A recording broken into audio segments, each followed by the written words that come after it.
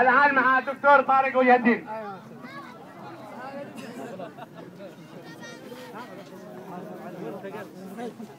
السلام عليكم ورحمة الله وبركاته. وعليكم السلام ورحمة الله. بسم الله الرحمن الرحيم، والحمد لله رب العالمين، والصلاة والسلام على سيدنا محمد وعلى آله وصحبه أجمعين.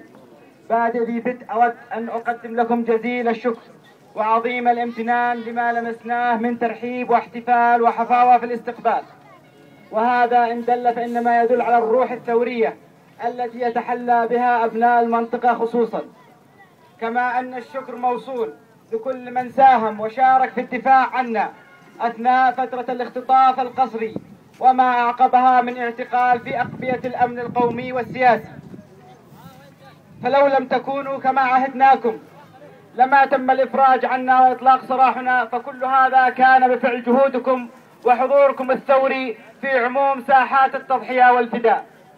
ولا ننسى أن نخص بالشكر والثناء لأولئك الأبطال من شباب اليمن الأحرار الذين تكبدوا عناء المشقة والحر والبرودة، وظلوا خلال ما يقارب عاما كاملا صامدين ومحافظين على سلمية ثورتهم ومستميتين لنيل مطالبهم التي خرجوا من أجلها. أيها الأخوة، أيها الشباب، أيها الثوار، في حقيقة الأمر لم نكن نتوقع هذا الاستقبال الحاشد ولا هذه الحفاوة، لأننا لم نقدم سوى الشيء اليسير مقارنة بكم أنتم الذين صمدتم أياما وليال وشهور، ومقارنة بمن قدموا أرواحهم ودماءهم زكية لأجل هذا الوطن وترابه الغالي. وإنه لمن دواعي سروري أن أجد هذا الحشد الهائل من الأطفال والشباب والشيوخ الصابر والمتحمل كل أشد أنواع العناء والحصار الجماعي، وهذا بدوره يخفف عنا آلام السجون وأساليب القهر والتعذيب الذي عانيناه ويعانيه رفاقكم في زنازين وأقبية ومعتقلات النظام.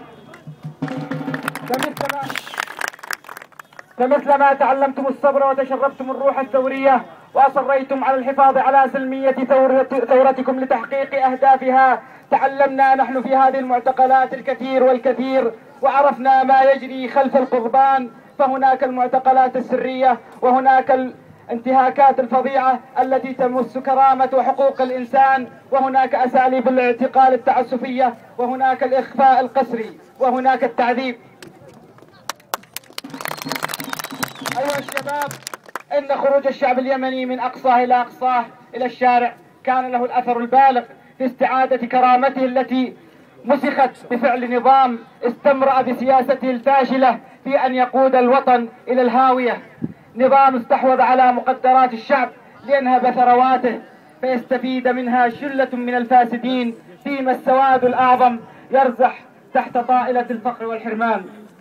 لقد استشرى الفساد في البلاد إلى درجة وصفتها المنظمات الدولية أنها دولة فاشلة، وهذا ما جعل الشعب اليمني يهب بثورة ضد الظلم ضد الفساد. فهذه الثورة أعادت لشعبنا العزة والكرامة والإباء والشموخ، وأعظم دليل على ذلك هو المحافظة على سلميتها منذ أول يوم خرج الشباب إلى الساحات، فعلى الرغم من إفراط بقايا النظام في قتل المتظاهرين السلميين، إلا أن شباب الثورة وقادتها متمسكين بسلميتها حتى تحقيق النصر بإذن الله. ختاما أكرر شكري وتقديري العاليين لكل ما قدمتموه وما ستقدموه في سبيل بناء اليمن الجديد وبناء الدولة المدنية، والسلام عليكم ورحمة الله وبركاته. سلمية سلمية، نبني الدولة المدنية، نبني الدولة المدنية. سلمية سلمية، نبني الدولة المدنية، نبني الدولة المدنية. صوت لو سمحتم. الله الله يا محلاها الحرية، الله الله يا محلاها الحرية.